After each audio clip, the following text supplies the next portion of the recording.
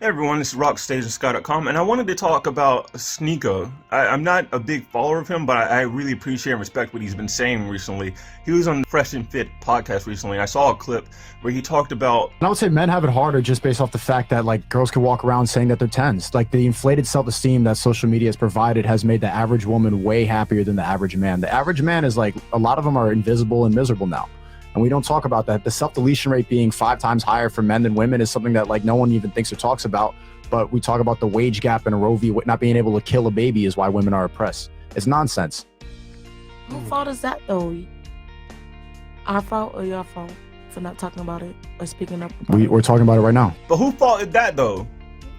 Forgive me. I've heard that before. When we talk about societal issues, meaning issues where you can't physically force another person to do what you want them to do, when we hear, whose fault is that, though? We basically hear, like, we open the blinds, it's raining outside, and someone says, oh, well, whose fault is that, though? That it's raining? Here's my comment that I had to leave down there because it's very important that people need to hear this.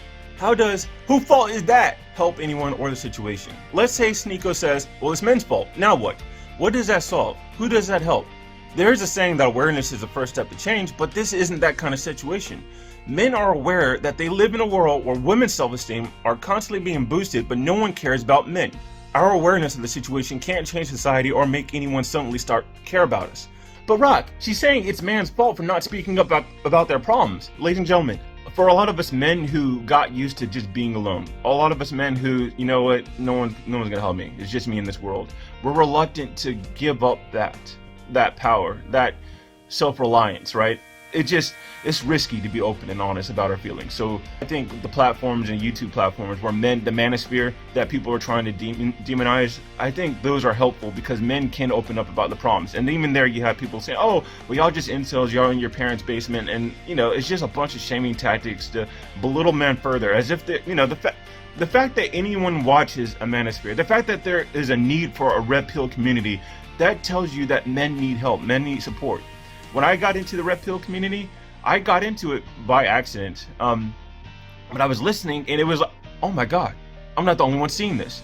Because if you're in a world where you're the only one who seems to be seeing the crap that's going on, you feel like there's something wrong with you, but it's not. You're a normal person. And today's society, you know, like when you can get fired for just saying a word, that's a problem. When you can get fired because your feelings hurt another person's feelings, but that person's feelings can be open and honest because I guess they have the moral high ground, that's a problem, right? So we need communities where we can be open and honest. And anyways, I just wanted to get that down. Who thought of that though? All right.